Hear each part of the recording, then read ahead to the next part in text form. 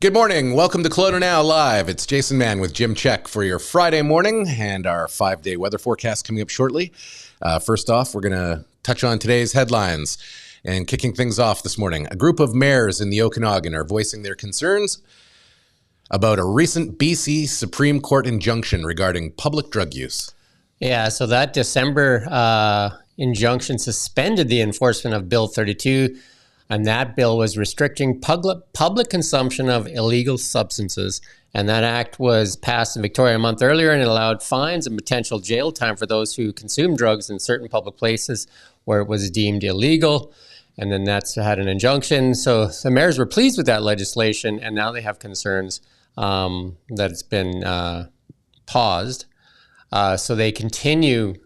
These mayors continue to urge BC to create more treatment, support, and complex care spaces across the region and truly address the opioid crisis, as well as preserving health, safety, and social order in the community. And this letter was signed by Kelowna's mayor, Tom Dias, Victor Cunning of Vernon, Blair Ireland of Lake Country, Gord Milson of West Kelowna, Jules Bloomfield of Penticton, and Patrick Von Minsel of Peachland, and Doug Holmes of Summerland, and Spencer Coyne of Princeton, and Martin Johansson of Oliver. There you go. And the city of Kelowna has provided an update on Kelowna's 2 tiny home sites today, saying that crews have started to work to prepare the property at 2470 Highway 97 North. Yeah, that north end site is getting close. Construction fencing is I'm losing it this morning. Construction fencing is in place and groundworks are underway to install the utility services required for that site.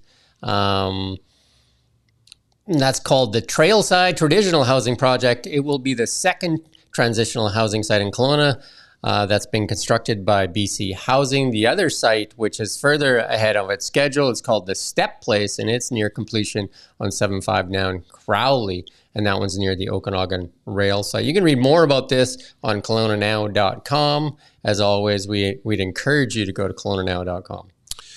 And BC's Attorney General has formally apologized to members of the Doukhobor religious group, including those who were forcibly taken from their parents more than 70 years ago. Yeah, we did this story yesterday, and they've come through with a promise of $10 million for community programs and education aimed at providing lasting recognition of historical wrongs committed against the Sons of Freedom Doukhobor and their families in the 1950s. Hundreds of children from the Sons of Freedom members were taken to a former tuberculosis sanatorium, and in part because of their parents opposed government rules and refused to send them to public schools.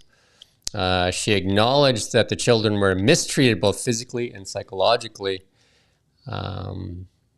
And that $10 million is going not directly to the people, but towards community programs and stuff like that. So, and this happened between 1931 and 1959, where hundreds of Sons of Freedom members were convicted and handed sentences of up to three years. Some of them had their property taken away. Sharma says the $10 million compensation package includes money to preserve and promote the community's cultural heritage and historic ties, support educational and cultural programs, conduct research, and expand access to mental health services.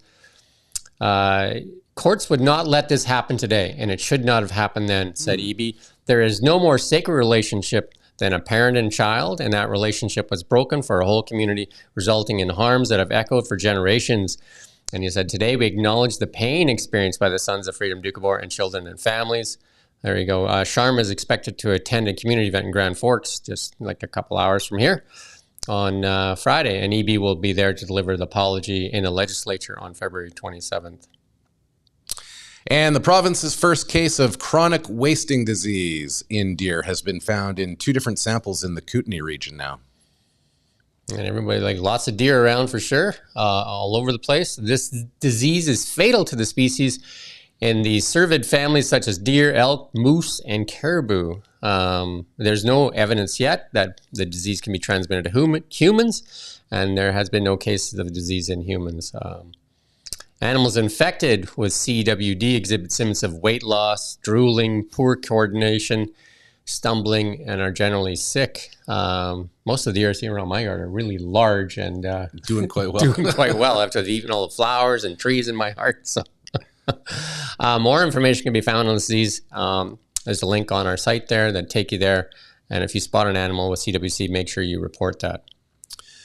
Sixth grader Kai Sills wants to prove that age is just a number as he stages a fundraiser at the Rotary Center for the Arts. And I think we have a video on this. And we're joined by young philanthropist Kai Sills with his support system, his mom, Morgan, dad, Jordan, to talk about this fundraising event of yours that's at the Rotary Center of the Arts for Saturday. Tell us about what you're doing and what you're raising money for, Kai. Well, I'm going to be selling treats at the event, and I'm going to be trying, and all that money is going to be going to the SPCA. So the SPCA, so this is an organization that looks after animals that need help and adopts them out and generally cares for the needs and welfare of animals. Yes, that is confirmed. And you love animals. Yeah. And this is evidence right here. These are your dogs right here? What are their names? This is Timber, and this is Daisy. She is the mom of him. Yeah. And I raised puppies when I was younger. Right. And yeah, so I had 2 litters, and I kept one, and we sold all the rest. All right. So is it from here that you get this love of animals? Is it these dogs right here? Yep. Probably from me. I'm from the farm. Okay, so your parents sort of instilled this love of animals in you, right? Yeah. So you can just sit back and enjoy your animals, but you want to do something. Tell me about that motivation. Well, because when I'm older, I want to become a veterinarian, so then I can look after the animals and make sure they're healthy. Right. So we can expand so people can have animals and they don't have to be unhealthy. Right. Fantastic. Oh, man. There you go. You can go watch that whole video on clonanow.com. Cute kid. There you go. Way to go, parents. Speaking of animals, recent large temperature swings in BC have raised concerns about the impact of some local animals' health, including bees and cattle, and potentially their survival. Yeah, and when we get these kind of these I guess warm spells in the middle of winter, it probably gives a lot of false sense of false springs. And so they're worried about bees and cattle and saying that they're essentially or more stressed than most. So again, you can go read that story on clonanow.com. Ranchers in the province are keeping close attention on the weather and taking measures such as providing shelter and bedding. I think, like when bees, they wake up when it gets warmer, and cattle start having offspring when it gets warm too, right? So And then a big freeze might come and... right, and not great for the orchards either. Yeah, right. When you get that warming up and the buds come out and then it freezes. The 9th annual Fireside Festival is set to go this weekend at Kelowna's Redbird Brewing and BNA. And again, I think we've got some video on that. The people at the Fireside Music Festival want to wake you out of your wintertime slumber with their annual musical event, 2 nights here at Redbird Brewing and 1 night at BNA. Yeah, it is bold, but we tried it out for the first time last year, and it definitely worked. People came out for it. People dressed up for it. There was no issues with warmth. Everyone was dancing. Everyone was dressed up. We've got fire pits. We've got heat lamps. And we're more confident than ever that it's going to pop off this year. And Aaron, we were discussing ahead of time that this is the time of year when people have really kind of hunkered down. They're hibernating. And I guess that's the thinking, to get people out? Yeah, it's the time to get the community together, wake up, come out of hibernation, and have the best weekend all winter. Right. So how does the lineup work? How do you make things different for, say, Friday, Saturday, and Sunday? How is one night different from the others, Heather? Well, we definitely have something for everyone. The bottom line is you could show up any day and leave a huge fan of whomever you saw that day. But the Friday, we've got kind of more of a country vibe peppered in. We've got a local favorite, Dawson Gray, and we've got a big BC act, Moon Tricks, coming in. On the Saturday, we've got some bands playing throughout the day, but then it goes into more of a hip-hop EDM vibe at night. And then the Sunday is our Sunday Classic, and it's all bands. Right after that. Aaron always... And so that's happening this weekend. Outdoors. Yeah, that's why we replayed that, because that was done earlier this week, and we replayed it because if you got Country's Your Jam, then head out there tonight. All right. And we're going to move over to 5 things you need to know from the water cooler. We're just going to talk about number 3 today because we don't want to leave them all away. You got to go to the site to read the rest of them. No, that's not the one. We want to do the raccoons, actually. So, keep going. There you go. Raccoons cause major power outage in Toronto. Pesky little creatures. Yeah. There you go. There's you can go read the rest of them there, too. And coming up in April, I think it is, Eastern Canada is going to see a total solar eclipse, kind of a rare event. Yeah, so if you want to go see it, you can just fly out east. That'll happen on April 8th, 2024. The moon will align perfectly between the Earth and the sun, and temporary darkness will sweep across parts of the country. Sometimes it feels like temporary darkness has swept across the country. Maybe this will help broom some of that out. There you go. All right, and we are moving on to our Future Is Now segment. Big news. I can't even get the controller to work this morning. They've dropped the price of the Model Y in Canada by $5,000. It is now equal to the price of the Model 3. Ooh. So big price drop today. So the Model Y, which is the most popular car in the world, not EV, but most popular car overall, has had its price drop by $5,000 in Canada. What's the difference between the Y and the 3?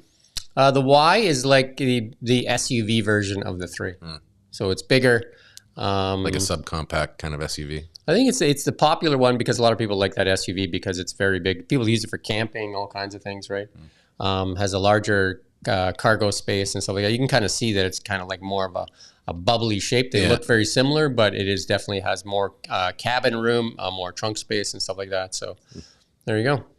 Big price drop though. And the other thing that we were talking about in the Futures Now, Tesla will be attending the Toronto Auto Show, and that is happening on February 16th through 25. And they'll have their full lineup there, including the Cybertruck will be there. So if you haven't, I don't think they've shipped any Cybertrucks there. Or I shouldn't say that. There's Cybertrucks in showrooms in Canada, ones in Langley, but I don't know if anybody's got one in Canada yet. I see they were shipping them. I haven't seen any driving around town yet. Well, somebody just bought one in Vernon. Oh. But I think it had American plates on it. So there you go. Our poll for this morning. This is a BC poll. And wow, if you look at the BC United Party, basically wiped out, right? Losing 24 seats and the Conservative Party gaining like 6 seats, but like the runaway for the NDP. Now, those two parties, if they can't get together, they might as just say they're going to pass on this election. So I guess the province is saying, or the people polled anyways, that the NDP and the current government is doing a great job then. Well, I think that if you take the popular vote, though, it is split between, if the Conservatives and the BC United got together, they would give the NDP a run. But anyway. And a better you. Just a little quote, a better you. All your dreams can come true if you have the courage to pursue them. Walt Disney said that. So it does take a bit of courage to pursue those dreams, doesn't it? It does. I think it works with that all-in thing we were talking about yesterday. And we had a little video to play for you that we had from the Bank of Canada. No? Yeah, you've got this. Okay, so you got to go play this video yourself. Basically, Andrew Scheer was asking questions of the Bank of Canada and basically saying that the Bank of Canada is going to lose $6 billion today. They typically make $2 billion a year, so an $8 billion reversal. And those losses are to do with the interest rates that have gone up too high. So the Bank of Canada is carrying, and it's costing them money. So big problem. So go watch that. Interesting. There you go. In our X-Files, one of the trending tweets. My kids woke up this morning, and it was the first thing little Willa said to me. She's like, what about the groundhog? It's Groundhog Day. So Puxatawny Phil did not see a shadow. And so that neither did Wyerton Willie. There you go. And what's the other Canadian one? There's... Oh, gosh. Doug and Bob and Doug? Yeah, probably. And we have a lobster in Atlantic Canada that did see its shadow. And so they're calling for 6 more weeks of winter I mean, there. just to say that there's an early spring, you just have to look out the window. Yeah, exactly right. We didn't need Phil this year. There you go. So that's the from the Weather Channel. The Weather Channel is pretty funny. They've got the proclamation from Puxatawny Phil there, and it's very official. It's a fun it's video a big to watch. to-do. Yeah. We do have the stat of the day. Hit us. Pull that up. I don't know if we can make that. There you go. That's a little bit better. Showing you where the world's millionaires live. The United States having the most millionaires with 22.7 millionaires out of a population of close to like 400 million. And then Canada has a little slice there at 2 million millionaires and out of a population of, I guess, close to 40 million now, It's right? proportionately about right. Same. Yeah. And then, that's about right because they have about 10 times their population. So that kind of works out. And then there you go. China is like Hong Kong is like one of the world trade centers, right? So China has a lot of millionaires, but they also have a lot of people, right? So there you go. So if you're interested in that, you can kind of go through that. France with 2.8, the UK with 2.6, Germany with 2.6. There you go. So that's where all the millionaires of the world reside. But $1 million wouldn't even get you a house in Kelowna. Yeah. There you go. You want to do some weather? Yeah, sure. Kelowna weather for ATB Wealth. Realize your vision of wealth at atb.com/wealth Kelowna. We are expecting the fog patches to burn off later on this afternoon, but they are thick and going to cause a little bit of travel issues for some people as well, potentially today. And I think we can go to some images around the roads. The road report brought to you by CSN Collision Centers. You can see at the top of the Coquihalla, it's sunny there right now at the moment with a little bit of fresh snow on the ground, so could make for some dicey road conditions along the way. And invariably, you will see, and we do have a road advisory for our highways in the area. This road here may not look familiar. It's actually the bridge heading to the west side there. So you can see the There top. is like kind of a fog bank just sitting right on top of the lake. Yeah, That's not basically. unusual, right? Like as the temperatures warm up and that lake's a little cooler. It's usually reversed. Usually it's the big fog up on the Coke, right? But there are going to be lots of foggy spaces on the Coquihalla, particularly on your ascent coming up on the connector. And there's the Rogers Pass. Quick little peek for you there as well. And as we get into the weekend, that's fog is going to burn off, and you can already start to see some blue sky in the air. Maybe some showers forming a little bit later on this afternoon with a high of 6 degrees. We're on our way to 4 and a chance of showers tomorrow. Things kind of seasonably cooler for Sunday and Monday, and rain showers or snow flurries expected, and temperatures around 4 or 5 for the high and -1, -2 for the low. Tuesday, just mostly cloudy. Still and a high of relatively 4. warm. Yeah, very, very much so. You got a little bit of road report there, just talking about visibility.